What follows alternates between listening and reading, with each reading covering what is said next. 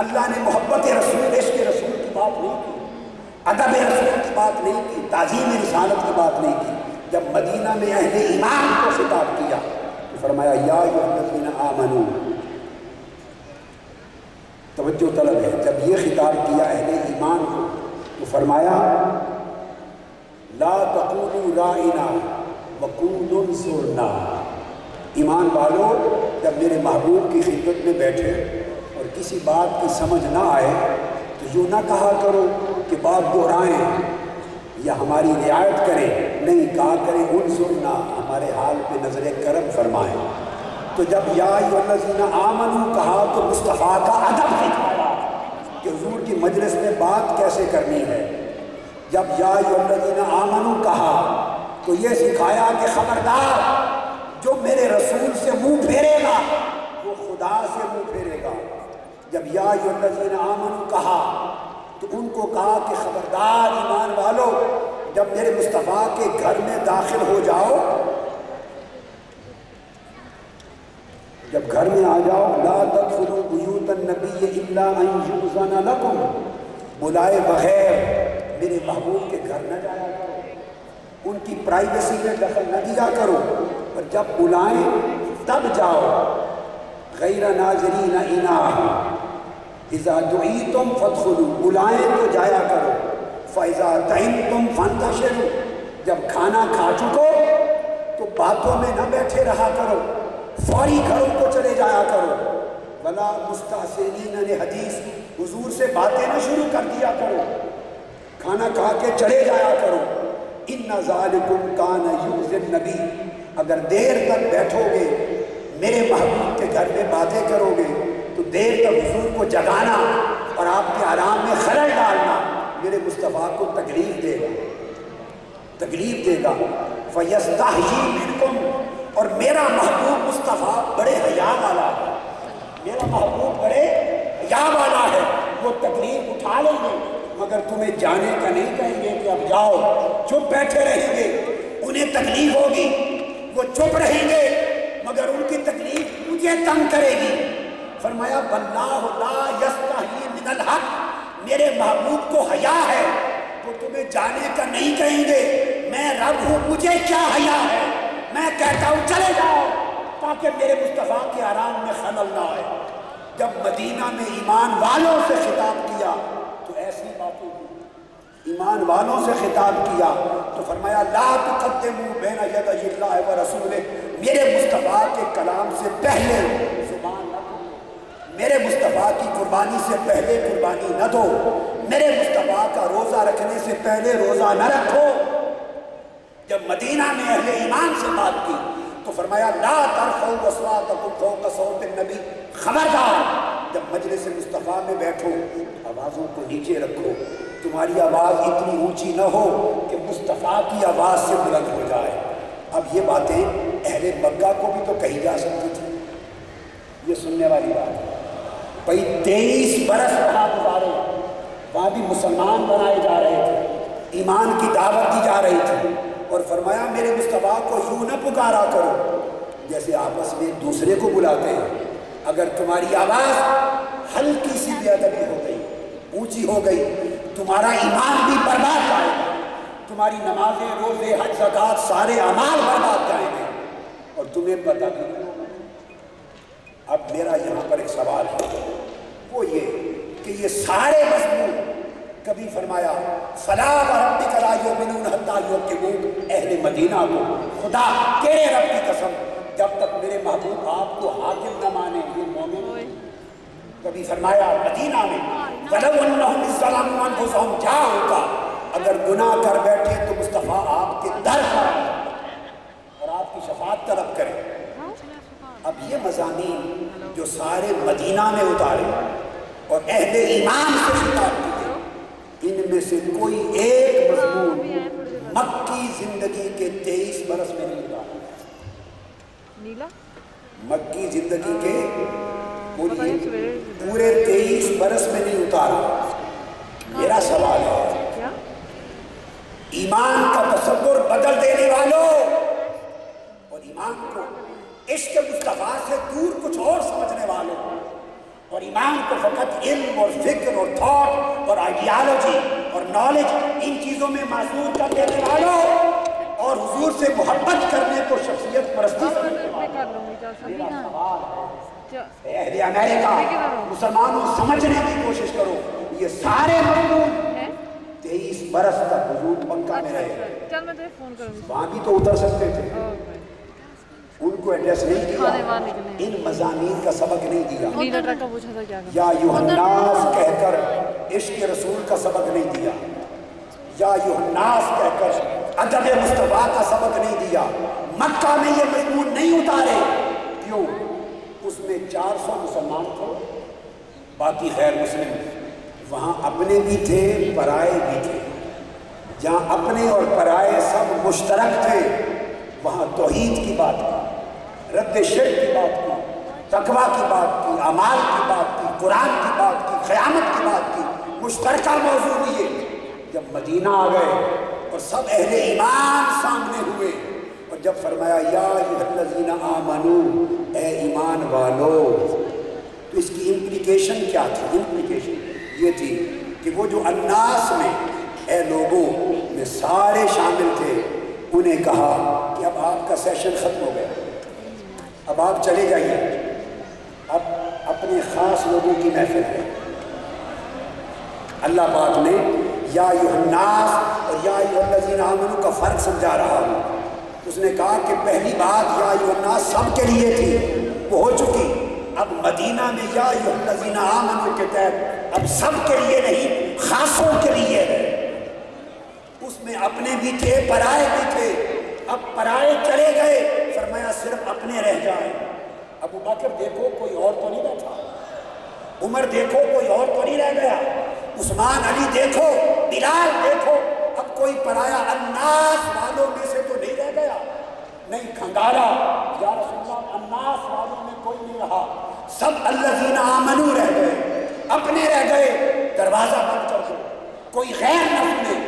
جب بند کر دیا دروازہ، اپنے رہ گئے ایمان والے، تو ان سے بات کی سنو، اگر ایمان کو پودا اگانا چاہتے ہو تو مصطفیٰ کا ادب کیا کرو، مصطفیٰ کے عشق میں کیا کرو۔ تو جب اہل ایمان کے خطاب کا وقت آیا تو شان رسالت بیان کی، عظمت رسالت بیان کی، ادب تعظیم رسالت سکھایا، بارگاہ رسالت میں آنے کے آداب سکھائے، حضور کے اوصاف و کمالات بتائے، یہاں تک بتایا اگر تم میں سے کوئی شخص، یہ قرآن مجید میں ہے، قرآن مجید میں اگر تم میں سے کوئی شخص حضور علیہ السلام کے پاس حاضر ہونا چاہتا ہے اور خصوصی اپوائنٹمنٹ لینا چاہتا ہے، خاص اپوائنٹمنٹ، کوئی شخص اور اکیلے بات کرنا چاہتا ہے، کیا اکیلے بات کرنا چاہتا ہے، تم میں سے کوئی شخص، اس کو حکم دیا سورہ توبہ میں، اس کو حکم دیا، سمجھ لیں جنرل اپوائنٹمنٹ نہیں، اگر کوئی شخص چاہتا ہے کہ میں اکیلے بات کروں، ایکسکلوسیو اپوائنٹمنٹ چاہتا ہے، سورہ مجادلہ، سورہ مجادلہ آیت نمبر 12 اور 13، تو اللہ پاک نے آداب سکھائے، فرمایا یا ایھا الذین آمنو، اے ایمان والو، یا ایھا الناس نہیں کہا اس لیے کہ یہ بات پتہ نہیں الناس کو سمجھ میں آئے یا نہ آئے، ہر بات ہر ایک کی سمجھ میں آنے والی نہیں ہوتی، ہر بات پرایوں سے نہیں کی جاتی، کچھ باتیں صرف اپنوں سے کی جاتی ہیں، الذین آمنو صرف اپنے، الناس میں سارے۔ فرمایا ایمان والو اگر تم کوئی خاص ایکسکلوسیو اپوائنٹمنٹ لو اور حضور علیہ السلام سے تنہائی میں مل کے بات کرنا چاہو، اذا ناجیتم الرسول، جب تنہائی میں حضور سے کوئی اکیلے بات کرنا چاہو، ادب سنو، ایسے منہ اٹھا کے نہ چلے جایا کرو، فقدموا بین یدی نجواکم صدقہ، حضور کے چیمبر میں، آقا کی بارگاہ میں جانے سے پہلے باہر پیسے لے کر یتیموں، بیوگان، مسکینوں، غریبوں میں صدقہ کرو، پہلے صدقہ کرو، کیوں کہ مصطفیٰ کی بارگاہ میں جا رہے ہو، اور خیرات کرو غریبوں مسکینوں پر، کیونکہ حضور کا دل خوش ہوتا ہے، خیرات کر کے ذالک خیر لکم واطہر، یہ تمہارے ایمان کے لیے بہتر اور دل کے لیے بڑا پاکیزہ ہے۔ خیرات کر کے اندر جاؤ اور پھر تنہائی میں حضور سے بات کرو، چونکہ صدقہ خیرات کے نتیجے میں اللہ تمہیں دل کی پاکیزگی دے دے گا، اور جب دل پاکیزہ ہوگا تب تنہائی میں مصطفیٰ کے پاس بیٹھنے کے قابل بنتا ہے۔ اب سوال یہ ہے، یہ ساری تعلیم اللہ رب العزت نے اہل مدینہ، اہل ایمان کو دی، اہل مکہ کو کیوں دیا یوحناس کہہ کر؟ تو پتہ چلا کہ اللہ پاک نے تبلیغ کا ایک قاعدہ بنا دیا قرآن کے ذریعے، قرآن کے ذریعے تبلیغ کا ایک اصول بنا دیا، اور وہ یہ کہ اہل مکہ میں مخاطب اکثر مشرکین تھے، کفار تھے۔ جب انہیں خطاب کیا تو زور توحید پر دیا، جب کفار کو خطاب کیا تو زور توحید پر دیا، زور رد شرک پر دیا، زور قیامت پر دیا، زور انسان کی حقیقت سمجھانے پر دیا، اور جب صرف اپنے اہل ایمان آ گئے، جب ان سے خطاب کیا تو زور ادب مصطفیٰ پر دیا۔ تو اللہ رب العزت نے قرآن میں تبلیغ کا اصول بنا دیا قیامت تک کہ مسلمان لوگوں، ارے عالموں، مبلغوں، اسپیکرز، اسکالرز، اوریٹرز، ٹیچرز، قرآن کا اصول تبلیغ یہ ہے، اور خدا کا اصول تبلیغ یہ ہے کہ جب تم خطاب کرو اور وہ تمہارے مخاطب سارے لوگ ہوں، غیر مسلم مخاطب ہوں، تو زور توحید پر دو، زور رد شرک پر دو، زور قیامت پر دو، زور ہیومینٹی پر دو، ہیومنزم پر دو، ان باتوں پر زور دو جو مشترک ہیں۔ اور جب خطاب کرو اور تمہارے مخاطب مسلمان ہوں تو ان کے سامنے رد شرک کی رٹ لگانے کی ضرورت نہیں۔ جب مسلمانوں کو خطاب کرو تو عشق مصطفیٰ کے موضوع پر زور دو، ادب مصطفیٰ پر زور دو، محبت مصطفیٰ پر زور دو، شان مصطفیٰ پر زور دو۔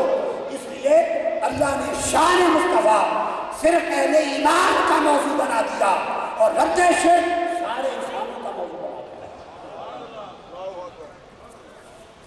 لہٰذا لوگوں، میں نے آج آپ کو کرائیٹیرین دے دیا، ایک ترازو دے دیا کہ آج بھی اگر کسی خطیب کو دیکھو، کسی اسکالر کو دیکھو، کسی مبلغ کو دیکھو، اور وہ سامنے سب مسلمان بیٹھے ہو، سب مسلمان بیٹھے ہوں اور مسلمانوں کو خطاب کرتے ہوئے تقریر ساری توحید میں کر رہا ہو، اور شرک پر کر رہا ہو، اور قیامت پر کر رہا ہو، اور پاسنگ ریفرنس حدیث کے طور پہ کبھی حضور کا ذکر کرے، جو مسلمانوں کو خطاب کرتے ہوئے زور صرف توحید اور رد شرک جیسے موضوعات پر دے، سمجھ لو کہ یہ خدا کے راستے سے ہٹا ہوا بندہ ہے، یہ قرآن کا راستہ چھوڑا ہوا ہے، یہ بھولا بھٹکا ہے۔ اور جس کو سنو کہ جب مسلمان سامنے ہو تو زور توحید بھی بیان کرے، انسانیت بھی بیان کرے، قیامت بھی کرے، مگر جب مسلمان ہو تو سارا زور محبت مصطفیٰ پر دے، ادب مصطفیٰ پر دے، شان مصطفیٰ پر دے، تو سمجھو یہ قرآن کے مطابق تبلیغ کر رہا ہے۔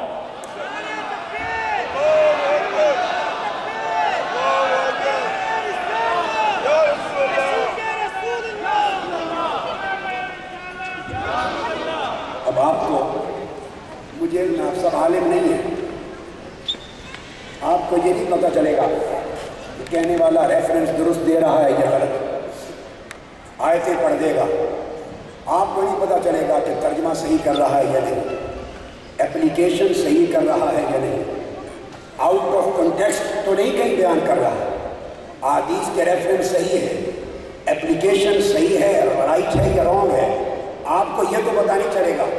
تو آپ کو سادہ پیمانہ عذاب دے دیا، گھنٹہ تقریر کرے، 2 گھنٹے تقریر کرے، اور ساری تقریر میں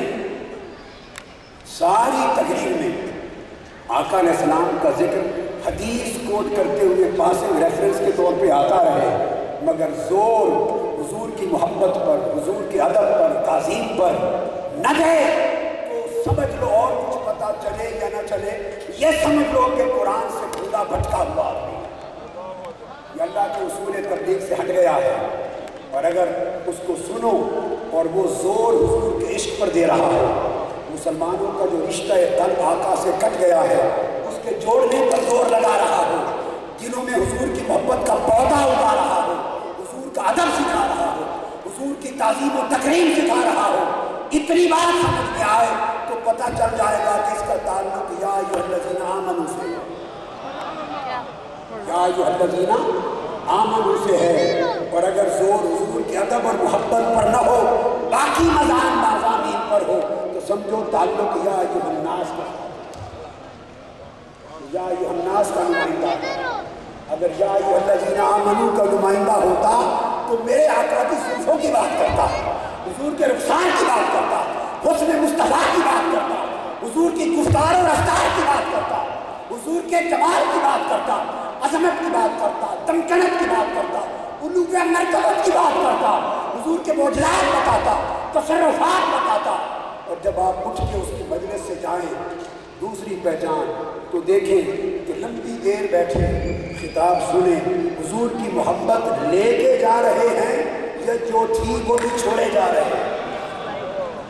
اگر کسی کا خطاب اور تبلیغ آقا سے محبت کا رشتہ بڑھا دے تو سمجھو کہ یا ایھا الذین آمنوا کے ساتھ تعلق ہے، اور اگر کسی کا خطاب و تقریر سب کچھ سکھائے مگر حضور کا عشق کرنا نہ سکھائے، حضور کا ادب نہ سکھائے، تو سمجھو یا ایھا الناس میں سے ہے۔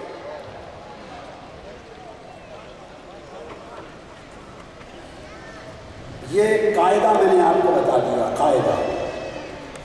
اب اس قاعدے کو اصولی طور پر ذہن نشین کر لیں۔ اب یہی قاعدہ چونکہ وقت تھوڑا ہے، اب میں اس قاعدے کو صحابہ کرام کی سیرت سے سمجھاتا ہوں کہ جو اصول میں نے بتایا صحابہ کرام کا اس پر عمل تھا یا نہیں تھا۔ صحابہ کرام سے بہتر عقیدہ دنیا میں کسی مسلمان کو، وہ امریکن مسلمان کہلائے، وہ کینیڈین مسلمان ہو، برٹش یورپین مسلمان ہو، وہ میکن مسلمان ہو، مدینہ کا رہنے والا، سعودی عرب کا، پاکستان کا، ہند کا، صحابہ سے بہتر کسی کا عقیدہ نہیں۔ معیار اور پیمانہ صحابہ کرام پر اور ان کا طریقہ ہے۔ اب ان کے طریقے میں آقا علیہ السلام کے ادب کی بات جو سمجھاتا ہوں، قرآن مجید کی آیت سے شروع کر لیتے ہیں اور پھر میں اس طرف آ جاتا ہوں۔ قرآن مجید نے فرمایا، جو آیت میں نے تلاوت کی، ارشاد فرمایا، ایمان والوں اپنی آواز حضور علیہ السلام کی آواز سے اونچا نکالو،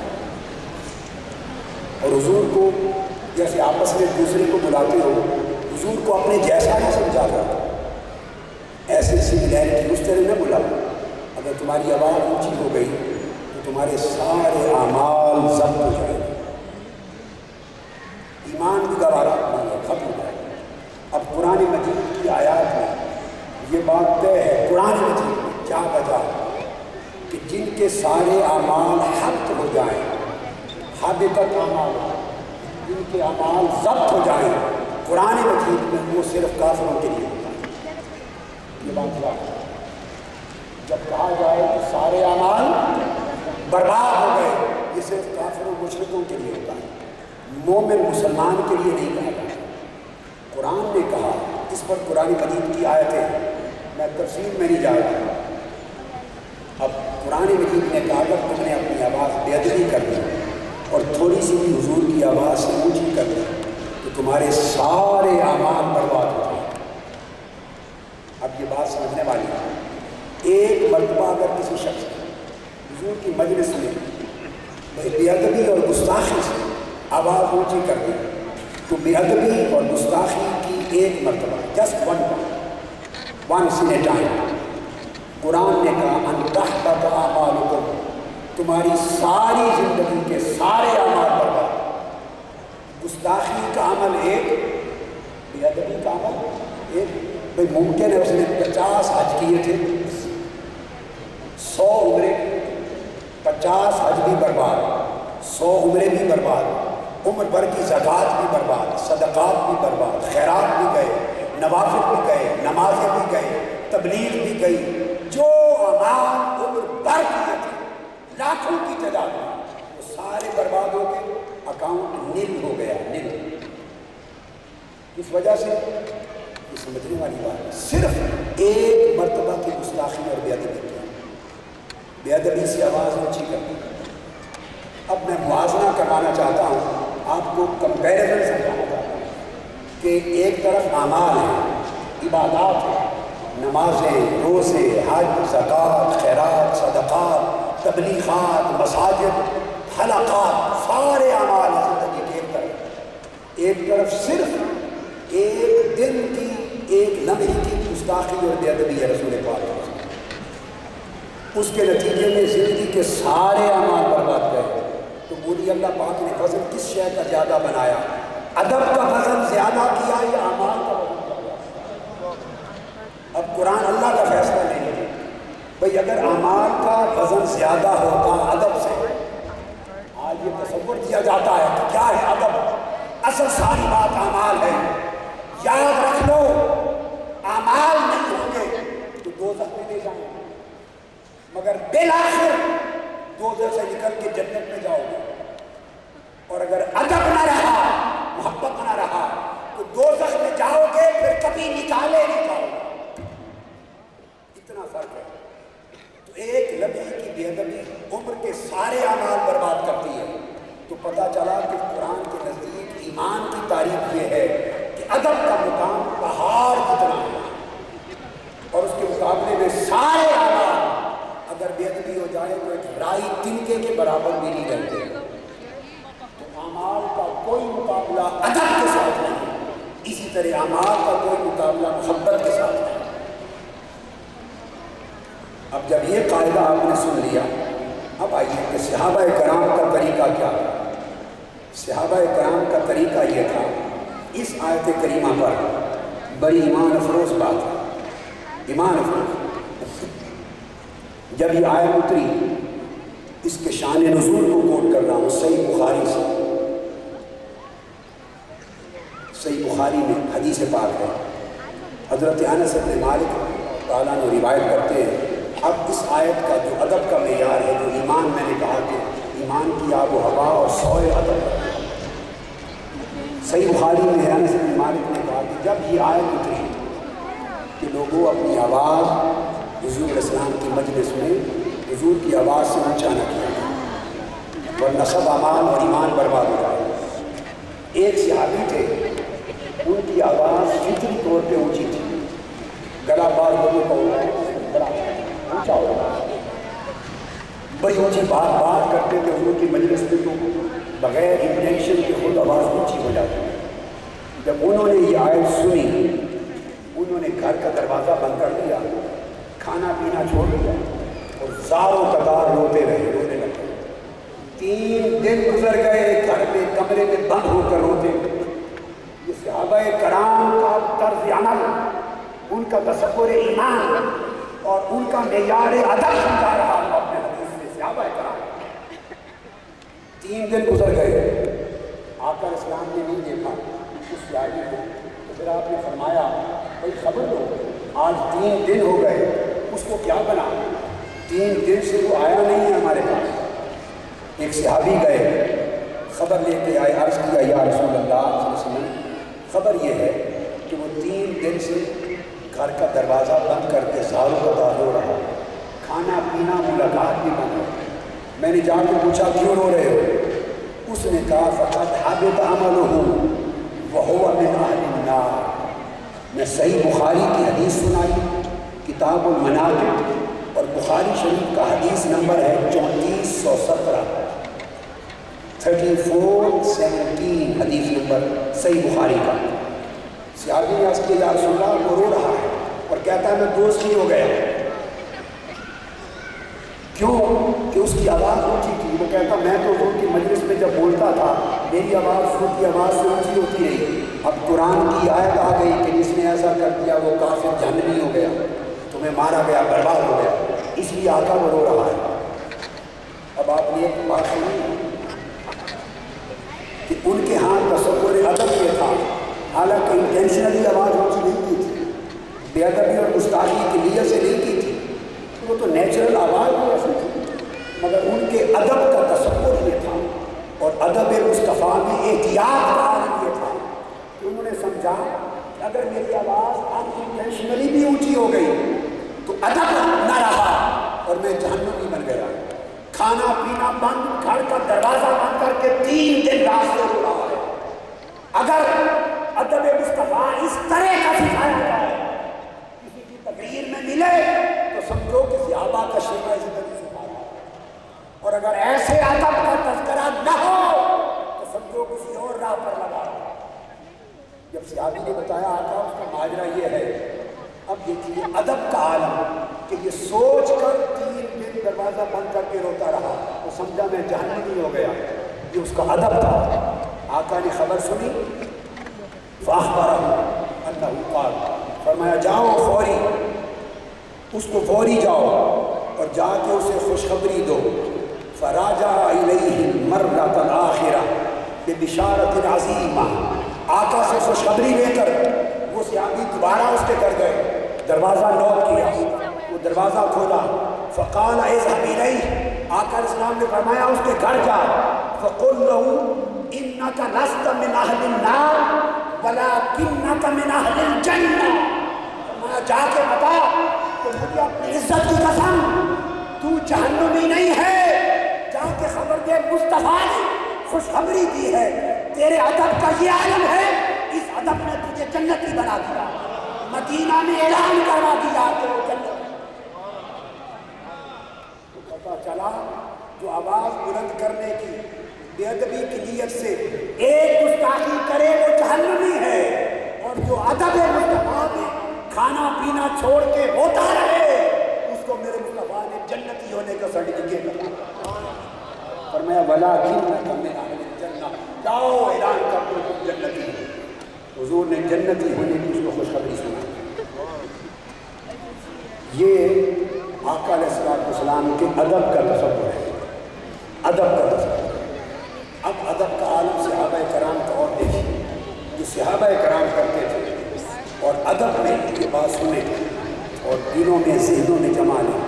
ادب میں صحابہ کرام کہاں تک پہنچے ہوئے، میں آپ کو بولا ہو رہا ہوں ادب مصطفیٰ میں۔ آج لوگ آپ عشق کریں گے، میلاد منائیں گے، محفل کریں گے، صلاۃ و سلام پڑھیں گے، حضور کی نعتیں پڑھیں گے، ادب کریں گے، لوگ ممکن ہے تانا دیں گے کیا شخصیت پرستی ہے، یہ کیا دین ہے۔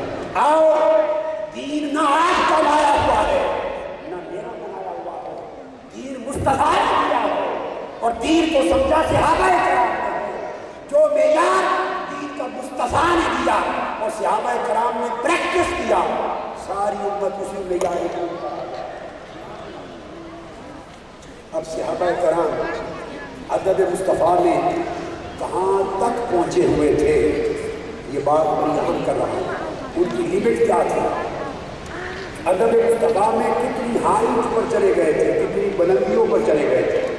حضرت انس روایت کرتے ہیں رضی اللہ تعالیٰ عنہ، اور حدیث کی روایت ہے مسند امام احمد بن حنبل، امام احمد بن حنبل نے روایت کیا، اور اس کو امام دارمی نے بھی سنن میں روایت کیا، اس کو امام طبرانی نے بھی روایت کیا، اسناد جید امام نسائی نے بھی روایت کیا، سارے راوی اس کے ثقہ ہیں، اور امام حیثمی نے کہا رجالہ رجال الصحیح، اس حدیث کی سند کے سارے راوی صحیح ہیں۔ اب حدیث سنیے، انصاری گھرانے میں جو انصار تھے اہل مدینہ، ان میں کسی کے اونٹ پاگل ہو گیا، اونٹ، اور وہ لوگوں پر حملہ کرتا تھا اور کھانے دوڑتا تھا کھانے کے لیے، کاٹنے کے لیے، وہ پریشان ہوئے، اونٹ پاگل ہو گیا، پریشان ہوئے۔ تو بات سمجھنے والی ہے صحابہ کا عقیدہ کیا تھا، اونٹ پاگل ہو گیا تو کسی حیوانات کے ڈاکٹر کے پاس نہیں گئے، اس زمانے بھی بھائی آج کے ڈاکٹر MBBS نہیں تھے، مگر اس زمانے کے مطابق طبیب تھے، تو حیوانات کے بھی طبیب تھے، کسی حیوانات کو طبیب کے پاس نہیں گئے، آقا کے پاس آج کے یا رسول اللہ ہمارا اونٹ پاگل ہو گیا۔ ان کا عقیدہ تھا جو مشکل بن جائے وہ مصطفیٰ کے در سے ہی چلتی ہے، حضور کی بارگاہ میں ہمارا اونٹ پاگل ہو گیا۔ اگر آج کسی کا اونٹ پاگل ہو جائے اونٹ، تو وہ ڈاکٹر عبدالرحمان صاحب کے پاس آ جائے، ڈاکٹر رفیق چودھری صاحب کے پاس آ جائے، ڈاکٹر ثاقب خان کے پاس آ جائے اور کہے کہ میرا اونٹ پاگل ہو گیا، وہ کہے گا اونٹ تو ہوا ہی تھا، تم بھی پاگل ہو گئے۔ میں حیوانوں کا ڈاکٹر نہیں ہوں، انسانوں کا ڈاکٹر ہوں، کیونکہ ڈاکٹر ہو کے علاج نہیں کریں گے۔ ڈاکٹر ڈاکٹر میر صاحب کے پاس آگے علاج نہیں کریں گے، آقا کی بارگاہ میں آئے، اونٹ پاگل ہو گیا، آپ نے صحابہ کو لیا، چلو بھائی اس کے اونٹ کا علاج کرو۔ اس کی حویلی میں گئے، جب آقا علیہ السلام اونٹ کی طرف چل پڑے، اونٹ کے قریب جانے لگے تو جو انصاری لوگ تھے، اونٹ کے مالک گھرانے والے، انہوں نے آقا علیہ السلام کو پکڑنے کی کوشش کی، روکنا چاہا، کہا یا نبی اللہ انہ قد صار مثل الکلب وَإِنَّا نَخَافُ عَلَيْكَ الصَّوْلَةَ۔ آقا یہ پاگل ہو گیا ہے، باغ کتے کی طرح، پاگل کتے کی طرح کاٹتا ہے، آپ اس کے قریب نہ جائیں، آپ کو کاٹے گا۔ انصاری جوانوں نے کہا جو ان کے مالک تھے۔ اب آقا کا جواب سنیے، آقا نے فرمایا چھوڑ دو، لیس علی منہ باس، سب کو کاٹتا ہے، مجھے کچھ نہیں کہے، مجھے کچھ نہیں کہے۔ یہ جواب آقا نے کیوں دیا کہ مجھے کچھ نہیں کہے گا؟ آقا کو معلوم تھا کہ اونٹ بڑے جانور ہے، جانور پاگل بھی ہو جائے تو میری شان سے بے خبر نہیں ہے،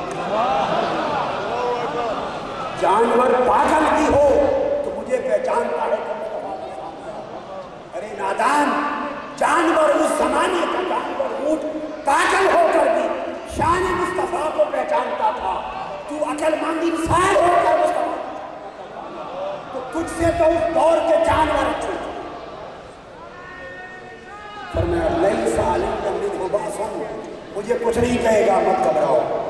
انصاری بیٹھ گئے، آقا آگے بڑھ گئے، اونٹ کے پاس گئے، حدیث کے لفظ ہیں فلما نظر الجمل الی رسول اللہ، جب اونٹ کی نظر پڑی، اونٹ کی آقا علیہ السلام پر نظر پڑی، اقبل نحوہ وخر ساجدا بین یدیہ، وہ حضور کی طرف دوڑ پڑا اور دونوں ٹانگیں نیچے کر کے حضور کے قدموں پر آ کے سجدہ ریز ہو گیا، سجدہ کرنے لگ گیا میرے آقا کو۔ آقا علیہ السلام نے کیا کیا؟ جب وہ سجدہ کر چکا، فَأَخَذَ رَسُولُ اللَّهِ صلی اللہ علیہ وسلم بِنَاصِيَتِهِ أَذَلَّ مَا كَانَتْ قَدْ تُحَدَّتْ فَلَهُ فِي الْعَمَلِ۔ آقا نے اس اونٹ کے ماتھے پر جو بال تھے، سر پر، ان بالوں کے گچھے کو پکڑا اور کھینچ کر کہا، اونٹ کو فرمایا جاؤ کام کیا کرو۔ اسی وقت اونٹ ٹھیک ہو گیا اور انسانوں کا کام کیا۔ میرے آقا نے دم نہیں کیا، دعا نہیں کی، اس کے سر کو پکڑ کے کہا حکم دیا جاؤ کام کیا کرو۔ پتہ چلا تاجدار کائنات کا حکم کائنات کی ہر شے پر جاری ہے، پاگل اونٹ کو بھی حکم دے دے کہ وہ بھی تعمیر کرتا ہے۔ جب اونٹ کو سجدہ کرتے ہوئے صحابہ نے دیکھا،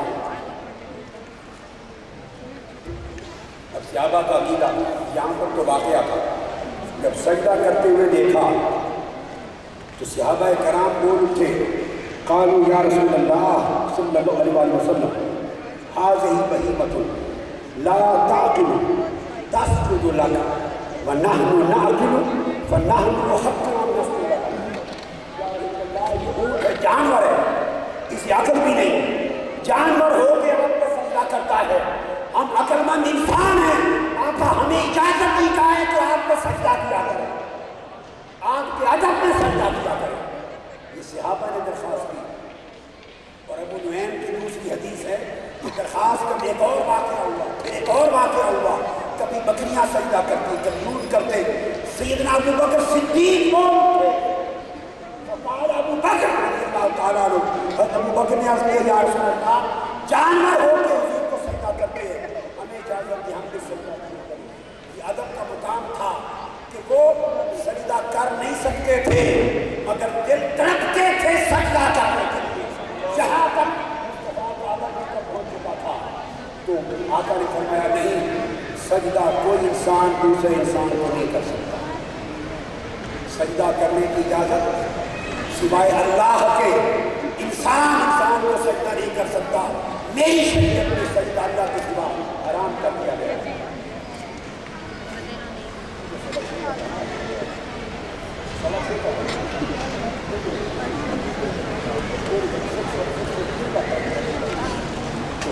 جب یہ بات ہے، یہ تو کثرت کے ساتھ حدیث آئی ہے۔ اب آگے سنیں، یہ وہ صحابہ تھے آواز زیادہ کریں. یہ وہ صحابہ تھے. اب ابن ماجہ کی حدیث کوٹ کرتا ہوں, توجہ سے سن لیں. سنن ابن ماجہ کتاب النکاح حدیث نمبر 1853, سیاستہ کی کتاب ہے اور حدیث صحیح ہے. اور صحیح ابن حبان حدیث نمبر 4171 اور سنن کبریٰ امام بہقی کی جلد 7 حدیث اور صفحہ نمبر 292 اور ان تمام کتب میں, اور امام ابن عسقلانی قرطبی سب نے پائی حدیث صحیح ہے. ابن ماجہ روایت کرتے ہیں سیاستہ میں اپنی سنن میں کہ عبداللہ بن ابی اوفا اس کے راوی ہیں. فرماتے حضرت معاذ ابن جبل, آپ کو معلوم ہے یمن میں چیف جسٹس بنا کے بھیجے گئے تھے اور گورنر بنا کے بھیجے گئے تھے. یمن سے معاذ ابن جبل واپس آئے.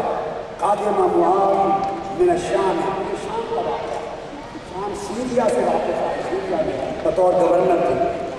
ساجدہ للنبی صلی اللہ علیہ وسلم, وہ تو اجازت مانگتے تھے صحابہ, اور آقا کی اجازت نہیں کہ شریعت اسلامیہ میں حرام ہے. اور ادھر معاذ ابن جبل, اس نے کہا روز اجازت مانگتے ہیں ملتی نہیں, روز اجازت مانگتے ہیں ملتی نہیں. انہوں نے اجازت کیوں نہیں مانگی, سیدھا آئے اور آ کر سیدھا حضور کی بارگاہ میں سجدہ رہے.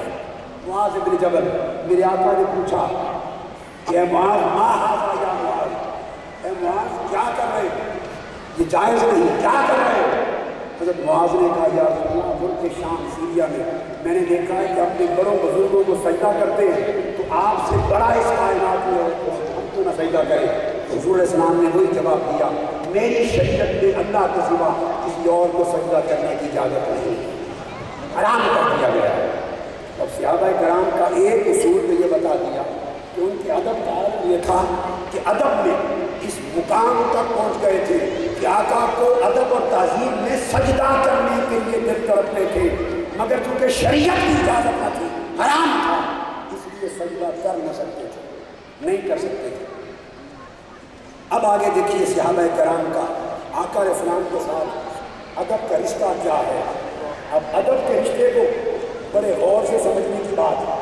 ایک روز قیس بن مخرمہ روایت کرتے ہیں, وہ کہتے ہیں کہ حضرت عثمان رضی اللہ تعالیٰ عنہ نے قباس بن اشیم سے پوچھا.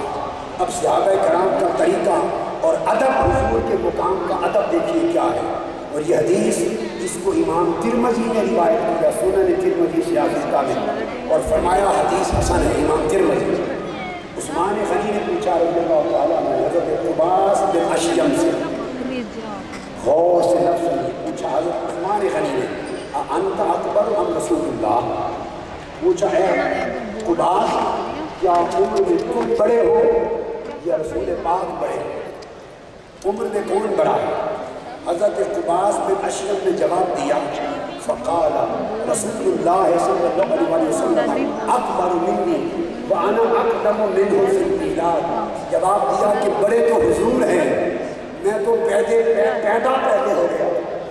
آئے بڑے تو حضور ہیں, میں تو جم پہلے پیا, میں نے جم پہلے پیا, پیدا پہلے ہو گیا تھا, مگر بڑے حضور ہی ہیں. آپ دیکھیں عمر کی بات ہو رہی ہے سالوں کی, اس میں بھی صحابہ نے نکتہ جان ڈالا کہ بڑے ہونے کا لفظ عمر اور سالوں میں بھی حضور کے سوا کسی اور کی طرف رسول نہ ہو. فرمایا جم تو میں پہلے پیا سا, میں بڑے حضور ہی نہیں, بڑے حضور ہی. یہ تھا ادب صحابہ کرام کا. اچھا بھائی, یہ تو ایک عام صحابی تھے. اب آئیے آقا علیہ السلام کے سگے چچا, اور چچا باپ کی جگہ پہ ہوتا ہے, حضرت عباس بن عبد المطلب. حضرت عباس رضی اللہ تعالیٰ عنہ امام ابن ابی شیبہ روایت کرتے ہیں اور امام حاکم, اور اس حدیث کی سند صحیح ہے. فرماتے ہیں کہ حضرت عباس بن عبد المطلب کے حضور علیہ السلام کے چچا, ان سے پوچھا گیا ایما اکبر انت ام النبی صلی اللہ علیہ وسلم, اے حضرت عباس بن عبد المطلب ان دونوں میں سے بڑا کون ہے؟ آپ بڑے ہیں یا رسول پاک بڑے ہیں؟ یہ حضرت عباس سے پوچھا. حضرت عباس بن عبد المطلب آقا کے چچا, وہ جواب دیتے ہیں, ان کا جواب فرمایا هو اکبر منی وانا ولدت قبلہ. انہوں نے جواب دیا کہ بڑے تو حضور ہی نے, میں جنگ پہلے گیا تھا، میری پیدائش ضرور پہلے ہو گئی تھی، مگر پیدائش پہلے ہونے سے کوئی بڑا نہیں بن جاتا، بڑا میرا مصطفیٰ ہے۔ آپ اندازہ کریں ذکر مصطفیٰ میں ان کے ادب کا عالم کیا تھا، ان کا ذکر کرتے ہوئے لفظوں میں بھی آقا علیہ السلام کی شان میں ایسا لفظ نہ بولتے جس میں ادب کا فرق آ جائے۔ یہ حضرت عثمان کی روایت، یہ حضرت عباس بن عبد المطلب کی روایت، اب حضرت صدیق اکبر رضی اللہ تعالیٰ عنہ۔ یہی سوال کسی نے حضرت صدیق اکبر سے بھی کیا، ابو بکر صدیق سے۔ یزید بن الاسم حدیث کے راوی ہیں، اور حدیث جو ہے جو کوٹ کر رہا ہوں امام احمد بن حنبل نے التاریخ میں بیان کی، ابن عساکر نے التاریخ میں اس کو روایت کیا، خلیفہ بن خیاط نے روایت کیا، ابن کثیر نے اس حدیث کو روایت کیا، امام احمد بن حنبل نے روایت کیا کہ سیدنا ابو بکر صدیق سے پوچھا ایک شخص نے، اور آقا علیہ السلام نے پھر پوچھا، نبی صلی اللہ علیہ وسلم قال، ایک دن بیٹھے تھے، حضور نے پوچھا قال ابو بکر انا اکبر او انت، آقا علیہ السلام نے پوچھا اے ابو بکر میں بڑا ہوں یا تم بڑے ہو؟ کہ حضور علیہ السلام پوچھ رہے ہیں یا ابا بکر انا اکبر او انت، عمر میں بڑا ہوں یا تم بڑے ہو؟ اب سیدنا صدیق اکبر کا جواب سن لی، قربان جائیں ساری دنیا کے ادب ابو بکر صدیق آپ کے ادب پر، ان کا جواب نرالا ہے۔ وہ جواب دیتے ہیں قالا انت اکبر و اکرم و انا لاسن منکا، عرض کیا یا رسول اللہ بڑے تو آپ ہیں، بوڑھا آئے یا رسول اللہ بڑے تو آپ ہیں، بزرگ بھی آپ ہیں، بوڑھا اور بوسیدہ میں ہوں، سن رسیدہ میں ہوں۔ لفظ بیان کیا لاسن منکا، لاسن میں سن رسیدگی بھی آتی ہے، بوسیدگی بھی آتی ہے، یا رسول اللہ بوڑھا میں ہوں مگر بڑے آپ۔ یہ صدیق اکبر رضی اللہ تعالیٰ عنہ ان کا ادب ہے۔ اب دیگر صحابہ کا دیکھیے، سیدنا عثمان غنی رضی اللہ تعالیٰ عنہ، جب آپ کو معلوم ہے ان کے گھر کا گرد گرد احاطہ کر لیا، گھیرا بند کر لیا تھا شہادت سے قبل، ان کی شہادت کے وقت خارجیوں نے ناکہ بند کر دیا تھا، سیدنا عثمان غنی نے اس وقت فرمایا، خطاب کیا اہل مدینہ کو۔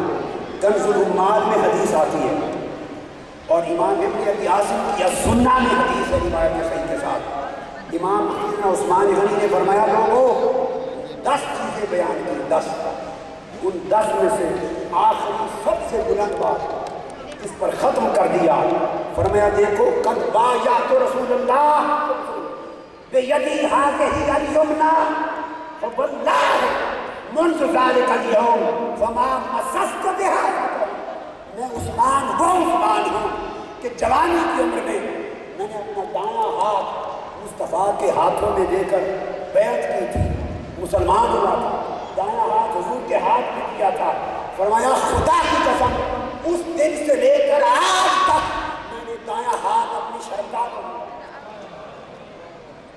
شرمگاہ کو مس نہیں کیا، کیونکہ ہاتھ مصطفیٰ کے ہاتھوں سے مس ہوا ہوا ہے۔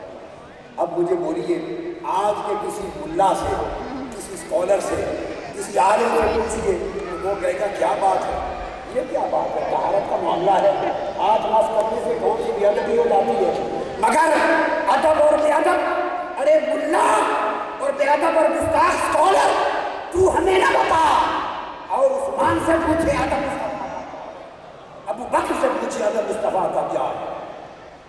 صحابہ کرام کا ادب کا عالم یہ تھا۔ امام طبرانی روایت کرتے ہیں ایک صحابی تھے، ان کا نام تھا اسما بن شریک، اسلا صحابی کا نام تھا، ان کی ڈیوٹی تھی، بڑی توجہ، ان کی ڈیوٹی تھی جب آقا علیہ السلام نے سفر کے روانہ ہونا، اونٹ پر آپ کا کجاوا رکھا جاتا تھا، کجاوا نشست جس پر بیٹھتے تھے اونٹ پر، لکڑی کا، اسلا بن شریک صحابی تھے، اس کجاوے کی سیٹنگ وہ کرتے تھے، لکڑی کا کجاوا اونٹ پہ رکھتے اور رائی کے لیفٹ باندھ کے اس کو سیٹ کرتے تھے، یہ ان کی ڈیوٹی تھی۔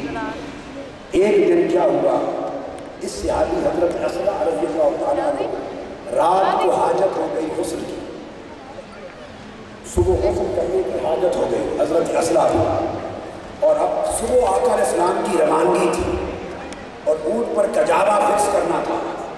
سردیوں کی دسمبر جنوری کی جاڑے کی راتیں تھی، سخت پریشان ہوئے۔ اب انہوں نے سوچا کہ اگر میں ٹھنڈے پانی سے نہایا تو کہیں مر نہ جاؤں، بیمار نہ ہو جاؤں، اور آقا علیہ السلام کی روانگی کی قریب ہے اور غسل کی حاجت ہے، بے ادبی ہے۔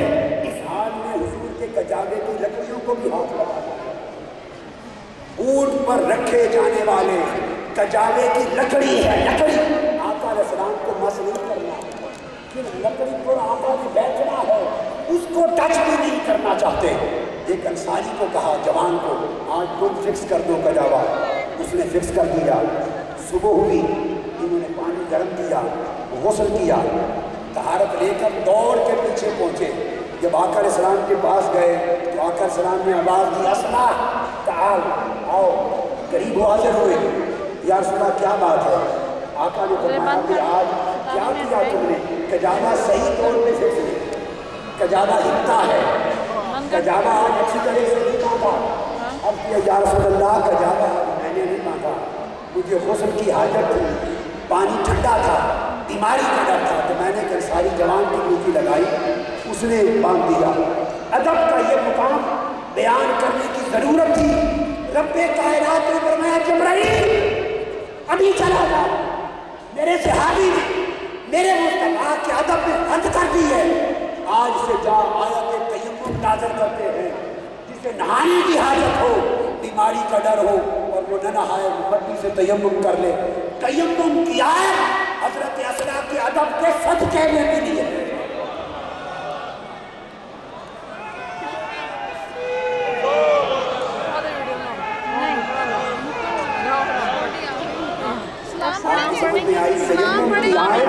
حضرت اسرا کے ادب مصطفیٰ کی انتہا کرنے کے صدقے میں ملی ہے۔ اب اگر کوئی شخص یہ کہے یہ کیا ادب ہوا، یہ کیا ادب ہے، تو نادان، یہ ادب میرا بتایا ہوا نہیں ہے، یہ صحابہ کرام کا طریق ادب ہے۔ دیکھیے حضور کے ادب میں کیا قرآن میں آیت آئی تھی کہ لکڑی